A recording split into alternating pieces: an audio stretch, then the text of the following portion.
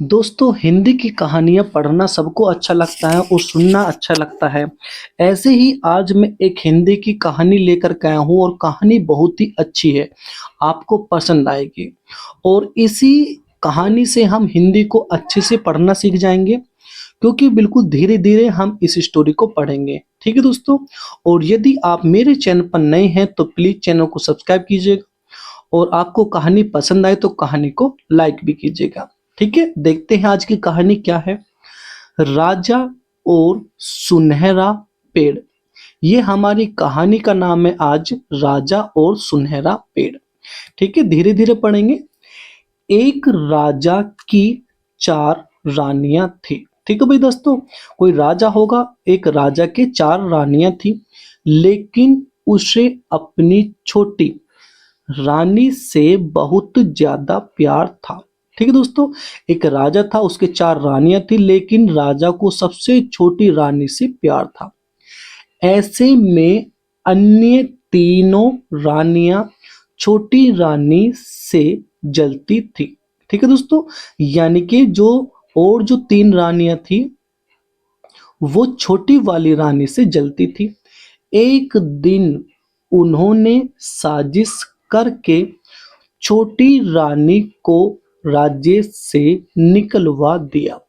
वो जो तीन रानियां थी उन्होंने साजिश की और साजिश करके छोटी रानी को राज्य से निकलवा दिया। उस समय राजा बाहर गया हुआ था। उस समय जो राजा था वो राज्य में नहीं था, वो बाहर गया हुआ था। जब वह लौटा तो उससे यह कहा गया कि छोटी रानी महल छोड़कर कहीं चली गई। ऐसा कहा गया भाई, जब राजा किसी काम से बाहर गया हुआ था, जब वो वापस लौटा तो राजा से ये कहा गया कि जो छोटी रानी थी वो महल छोड़कर चली गई। ठीक है, राजा कुछ न कर सका, लेकिन उसका दिल टूट गया था। उसका दिल जो था वो टूट गया, लेकिन वो कुछ न कर सका। ठीक है, आगे पढ़ेंगे दोस्तों। अब राजा अक्सर छोटी रानी को याद करके रोता रहता था। जो राजा था, अब वो अक्सर छोटी रानी को याद करके रोता रहता था। एक दिन राजा को सपने में एक सुनहरा पेड़ दिखाई दिया। उसने कहा, भाई एक बार क्या हुआ, एक बार राजा को एक सपना दिखा और उस सपने में एक सुनहरा पेड़ दिखा। उस पेड़ ने, यानी कि उसने कहा, क्या कहा उस पेड़ ने, मेरे पास आओ, मैं तुम्हें छोटी रानी के पास ले चलूंगा। भाई ठीक है दोस्तों, उस पेड़ ने कहा कि तुम मेरे पास आओ, मैं तुम्हें छोटी रानी के पास ले चलूंगा। ठीक है, इसके बाद राजा की आंख खुल गई। इसके बाद जो सपना देख रहा था, उसके बाद जो राजा था, उस राजा की आंख खुल गई।